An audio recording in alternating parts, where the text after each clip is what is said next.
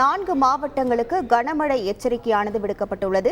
கோவை, நீலகிரி, திருப்பூர் மற்றும் ஈரோடு மாவட்டங்களில் இன்று கனமழைக்கு வாய்ப்பு இருப்பதாக சென்னை வானிலை ஆய்வு மையம் தெரிவித்திருக்கிறது. மேலும் நாளை 7 மாவட்டங்களுக்கு கனமழை எச்சரிக்கையானது விடுக்கப்பட்டிருக்கிறது. கோவை, நீலகிரி, ஈரோடு, கிருஷ்ணகிரி மாவட்டங்களில் நாளையும் கனமழைக்கு வாய்ப்பு இருப்பதாக தெரிவிக்கப்பட்டிருக்கிறது.